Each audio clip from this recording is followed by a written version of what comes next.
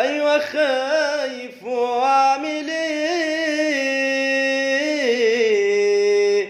كل ما أجي عشان أصرحك فجأة ده بيمنعني شوي. ده اللي أنا بنيته في ليالي كل ده يتهد فوقي. كل ما تقدمت خطوة في لحظة برجع خطوتين.